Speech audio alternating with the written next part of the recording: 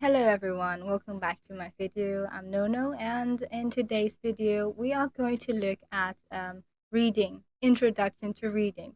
But it's the same level of English, intermediate level, so it's going to be like reading for intermediate level. And in today's presentation we are going to look at some facts to know about reading, and also we are going to go over the common misinterpretations on this reading, like not having time management, and then like the common misinterpretations, the common mistakes, I must say, some candidates do, like accidentally in their examination, and maybe something that they forgot to practice before the examination date, before the test day. So let's get into it. Current slide. All right, so this is the reading for intermediate level. It is going to be the introduction to the reading for intermediate level. All right, so this is the general introduction to reading right before we do the exercises. So this is like the general purposes and benefits of the reading tests. A person should have mastered all the basics of English, obviously, because we have like level A1 to like C2. And in between these levels, we improve from the basics to intermediate level, upper intermediate level, advanced English, and then proficient English. So these are like the various steps of English. And having reached the level of intermediate level, it means that you have already covered the basics of the English very fluently and very, you have mastered all of these. So you know how to use certain expressions and also certain vocabularies in your sentence to make it more beautiful and to make it more embellished, to make it look more embellished and to make it more compact, everything like these. So a person should have mastered all the basics of English. Number two, a person should know certain usages and expressions of English at this level of English, of course. So at this intermediate level, you have already known how to use these certain usages and expressions, like the phrasal verbs and also some certain vocabularies in English, and how to use them, of course. And number three, it says a person should be able to read a text, to analyze it, and to successfully draw conclusions. So it's like not ordinary conclusions. We know that how to get to the main idea of the paragraph. And while we read through this text, the given text, and we are going to know that the writer's opinion, the writer's accent on this fact sounds kind of like um, negative or positive. The writer is quite positive on this fact. The writer is quite negative on this improvement of something, technology or something like that. So this is like analyzing, just to make sure, like generally, this is analyzing the text. And also number four, it says reading will boost the ability to understand how the world works in certain areas. Of course, we won't be able to cover all the areas of how the world works, but it's some kind of like acquiring the basics of your job, something like that. You can apply your knowledge gained from here to the real world. So it's something like as an intermediate user, of course, example, as in acquiring the basics of workload related tasks, of course. So this is like when you are in the work, you will have to meet lots of people. And then by having read all the tasks, by having analyzed all of these texts, and we are going to be able to read one person's mind, and we are able to like understand that person more. Like this is obviously related with language fluency. So if you are in the intermediate level, you have like a certain fluency, a very good fluency of how to work with papers or like other kind of articles and everything, maybe research papers or something like that. You will be able to write effectively according to what you've learned. So also it says email writing styles. So when you are at your work, you have to write multiple emails and send them to other people, so according to what you do, you have to write emails and then send them. So these are like the basics of the workload. And we have all the other advantages, benefits as well, but it's not shown here. So this is like some parts of the many benefits that a person can get from intermediate level reading tasks. All right, so as in these facts, also we have other like benefits, multiple benefits and advantages we can get from these tests. So English tests to be general, like these English tests, the CEFR related tests, like Cambridge examinations to be exact.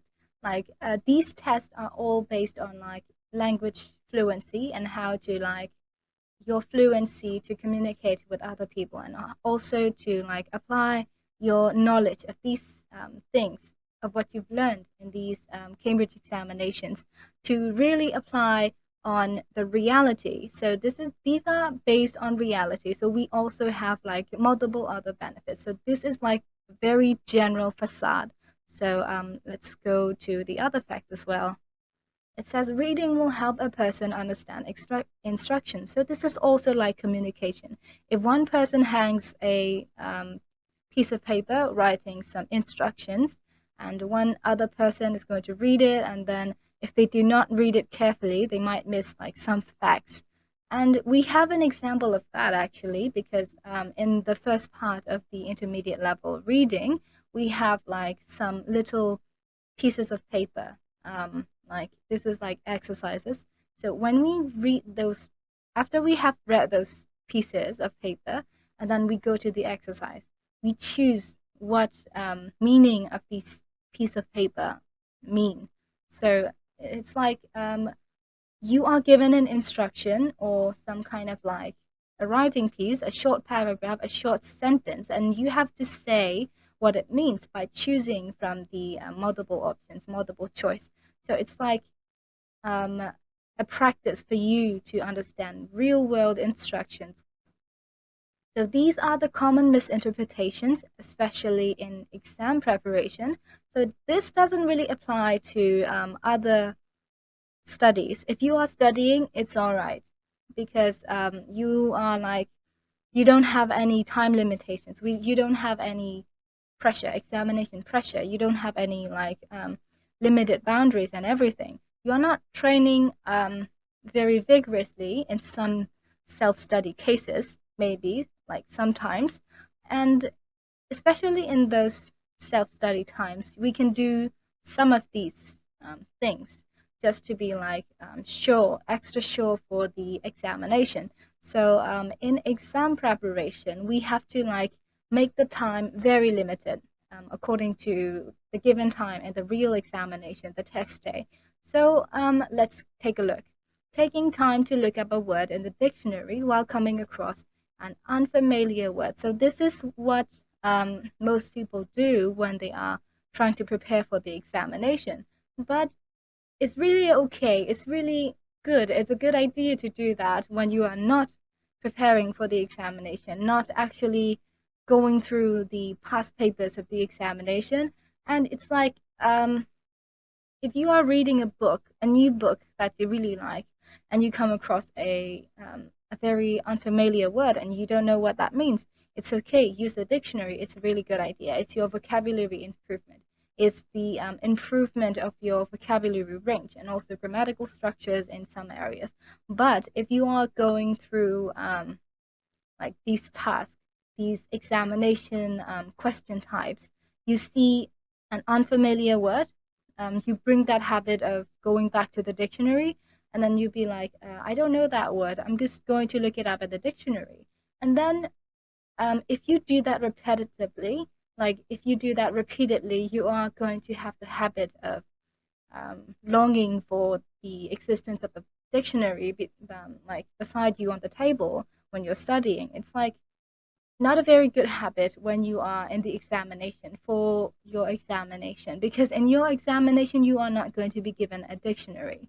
So what you have to do is that instead, what you have to do in the when you go over the past papers of the examination, maybe intermediate level examination, other levels of examination, the same. So if you come across an unfamiliar word, skip it, because the unfamiliar word is actually surrounded by other piece of information, because that means that it is surrounded by other parts of the sentence. So you read through that sentence.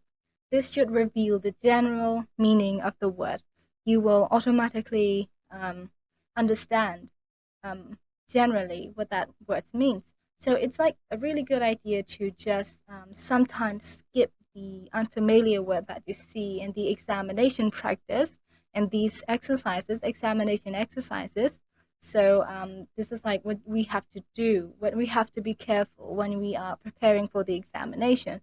So because we are in a time limited situation, we don't want to panic in the examination because of a habit that we used to use dictionaries. Try not to use a dictionary if you are becoming more intense on your exam preparation. If you upgrade your practice to like limiting your time, don't use the dictionary as much as possible. So it's like that, you know.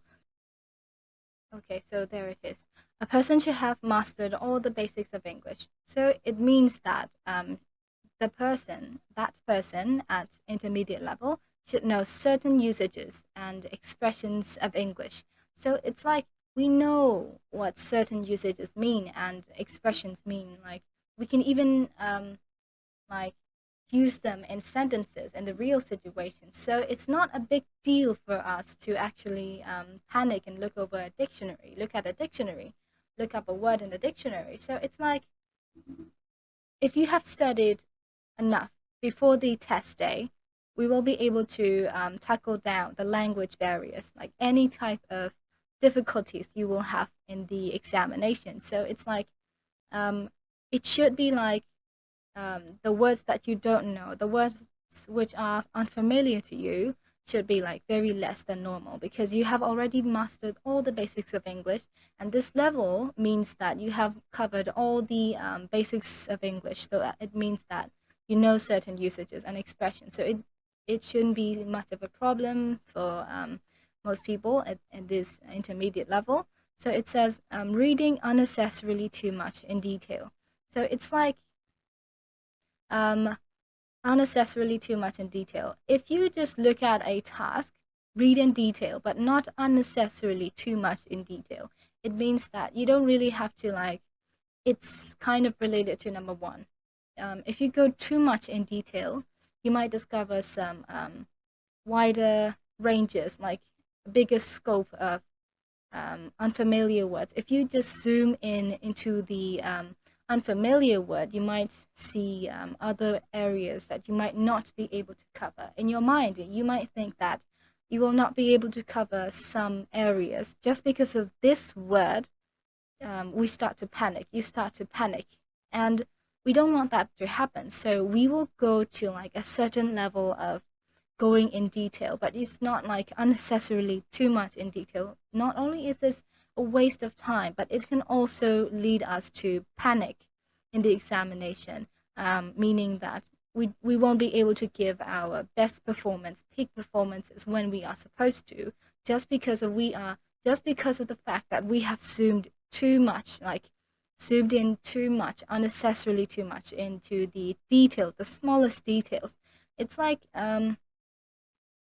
if you see that word, it's going to be like threatening you, because just because you made it like too much in detail, you see the bigger problems and everything like that. Everything is going to be like messed up.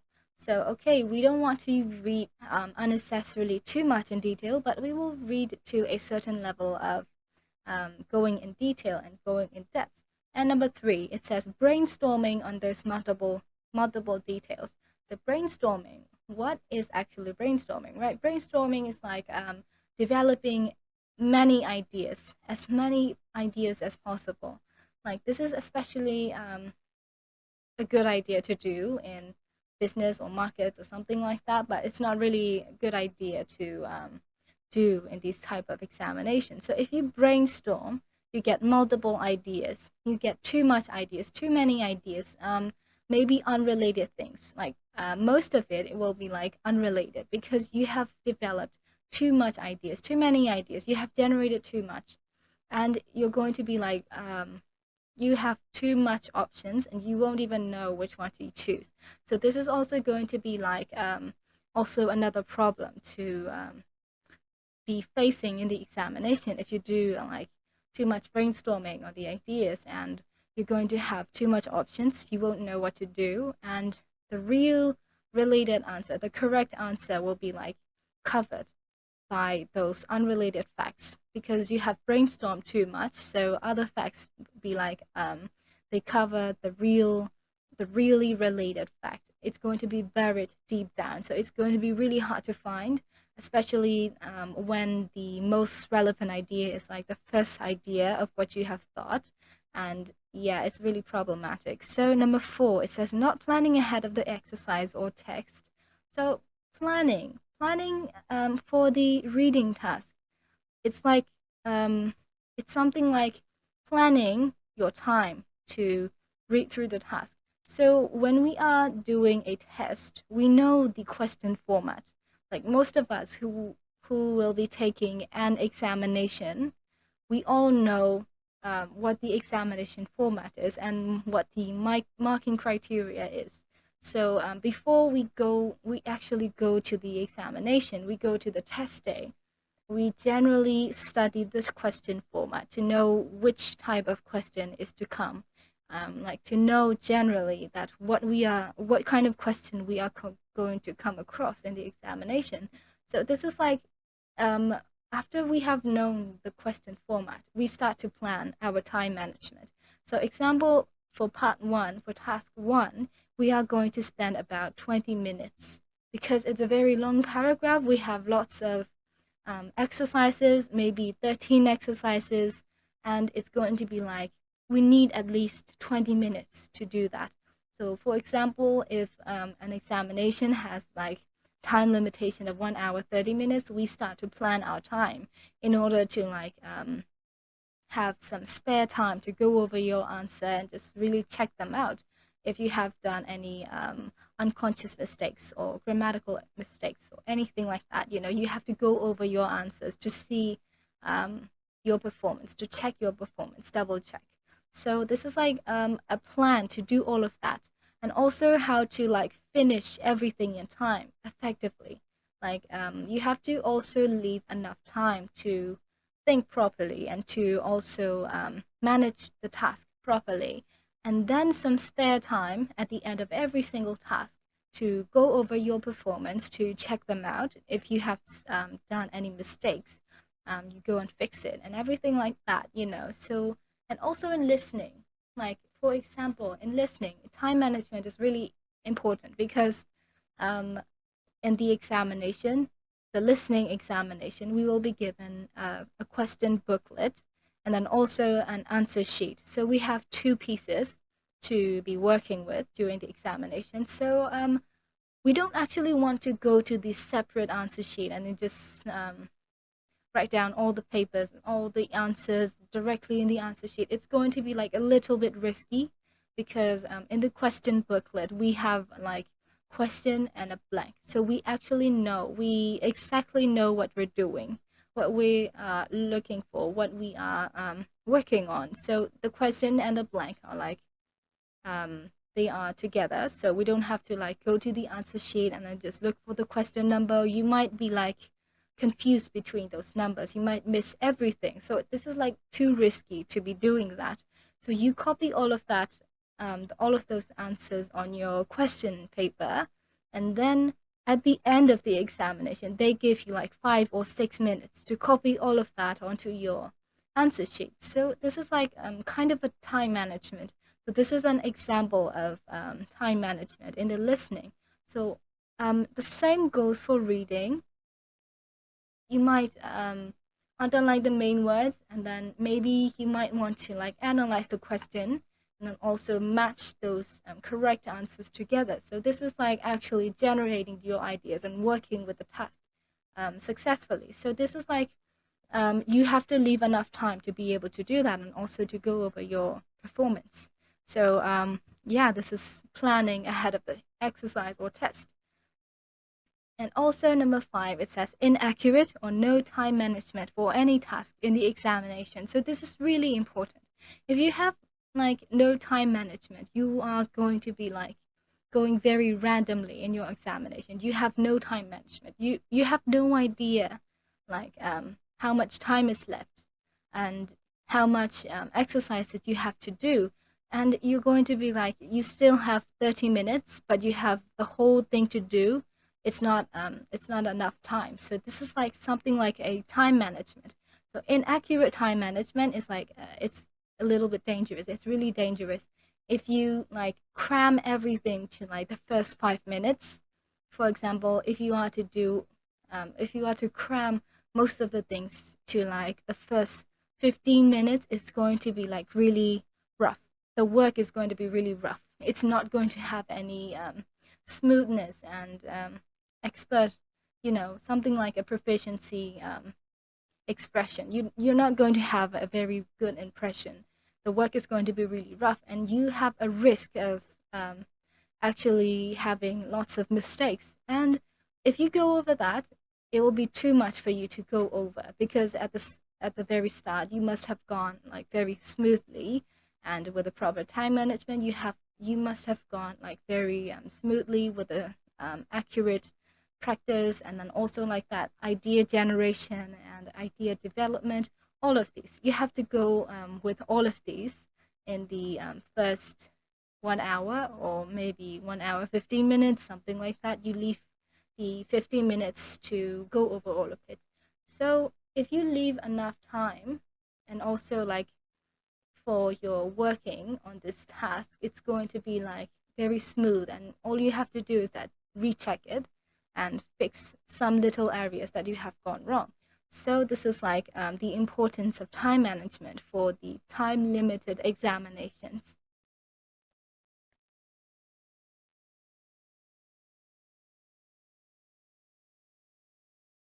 And that is all for today. The introduction to reading and how the benefits of reading can be applied to the reality world. And when we get to certain areas of the world and we have a wider scope, we have a wider range of vocabulary and grammatical structures by having read all of these, and how to like in certain situations when we see like new things, when we work with papers, random papers, we will be like seeing all kinds of unfamiliar words sometimes. So we will be able to work them out just by doing these reading tasks, by like skipping the word in the examination situation. Just skip the word and go over the surrounding of the word generally, so that the general meaning would reveal itself like eventually.